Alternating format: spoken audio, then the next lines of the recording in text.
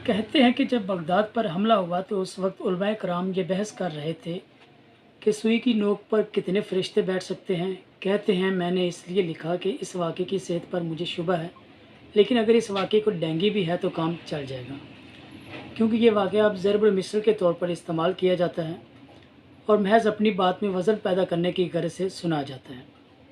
सुकूत Baghdad को 800 साल गुजर चुके हैं, मगर हम वहीं खड़े हैं।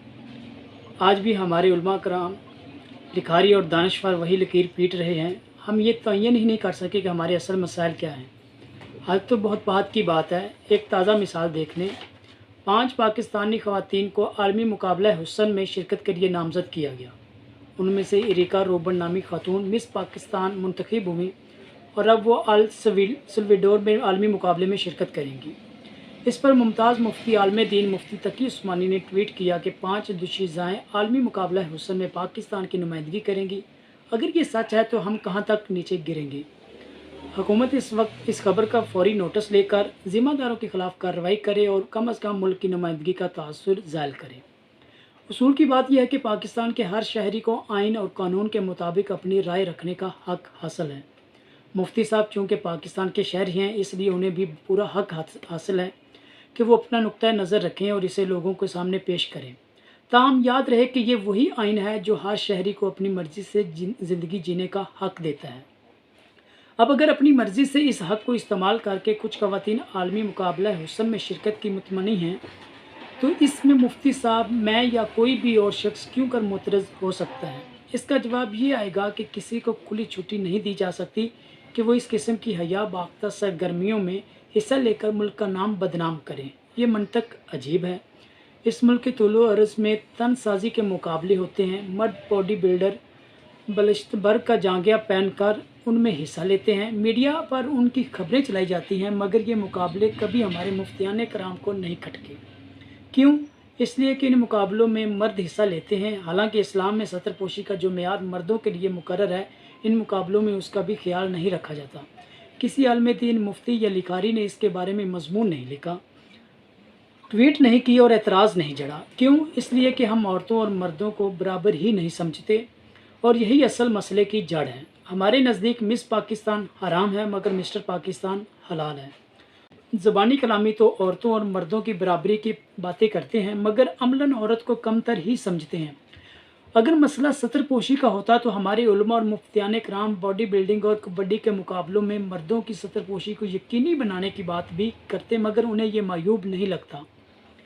दूसरी तरफ आलमी मुकाबला हुस्न अल सल्वाडोर में मुनक्कद होगा और इत्तेफाक से उसमें जो पाकिस्तानी खातून शिरकत कर रही हैं वो गैर मुस्लिम है। इससे हमारे मुफ्तियान कराम का क्या लेना देना। ओ अच्छा, पाकिस्तान की बदनामी होगी, ये भी ठीक है, लेकिन अजीब बात है कि पाकिस्तान की बदनामी उस वक्त नहीं होती जब किसी मदरसे में तालिब इल्म के साथ ज़्यादती का वाक़या पेश आता है। पाकिस्तान की बदनामी उस वक्त नहीं होती जब यहाँ मसीह बरादरी के घर और गिरजे नजर आतश कर दिए जाते हैं।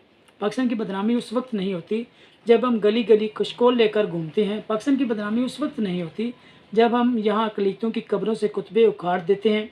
उस वक्त ट्वीट्स में क्या कहा जाता है, लेकिन मैं वाकई ये समझने से कासिर हूँ कि चंद ख़वातीन के मुकाबला हुस्न में शिरकत करने से पाकिस्तान की बदनामी कैसी होगी।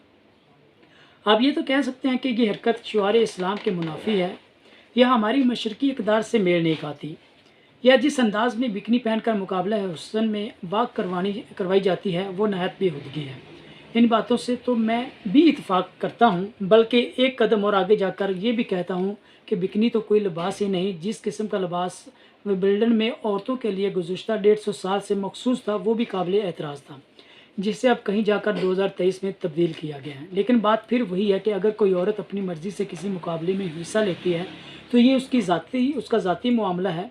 हम उसके अमाल पर एतराज़ करने वाले कौन हैं। रही बात पाकिस्तान की बदनामी की, तो 4 इस्लामी ममालिक के नाम सुन लें। मिस्र जो तहज़ीब का मरकज़ है, इंडोनेशिया जो बलिहाज आबादी सबसे बड़ा इस्लामी मुल्क है, मलेशिया जिसकी तरक्की की माला जपते हुए हम थकते नहीं, और तुर्की जो हमारा रोल मॉडल है। इन तमाम ममालिक में मुकाबला हुस्न मुनक्कद होता है, तो क्या ये इस्लामी मुल्क दुनिया में बदनाम हो चुके हैं? आप अपना नुक्ता नज़र रखें, इसका आपको पूरा हक़ हासिल है, मगर लोगों को याद दिलाना हमारी ज़िम्मेदारी है कि माजी में आपने मलाला, तालिबान और अफ़गानिस्तान की फ़तह वगैरह में اور جیسے معاملات پر جو اظہار خیال فرمایا وہ کس حد تک درست ثابت ہوا؟ اگر وہ تمام باتیں حالیہ تاریخ نے غلط ثابت کر دی ہیں تو پھر کیا ضمانت ہے کہ اس مرتبہ آپ درست فرما رہے ہیں؟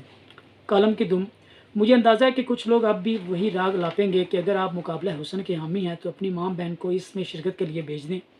اس ذہنی افلاس اور پستی کا کوئی علاج نہیں، کیونکہ ان لوگوں کو یہ بات سمجھائی ہی نہیں جا سکتی کہ جب آپ اس طرح کی دلیل دینے پر اتر آتے ہیں تو اس کا مطلب ہوتا ہے کہ آپ کے پاس کہنے کو کچھ نہیں رہا۔ آخر ہم یہ بات تسلیم کیوں نہیں کر لیتے کہ عورتیں اپنا بھلا برا خود سمجھ سکتی ہیں، بالکل اسی طرح جیسے ان کے بھائی یا بیٹے مسٹر پاکستان بننے کا فیصلہ کر سکتے ہیں۔ بہت شکریہ۔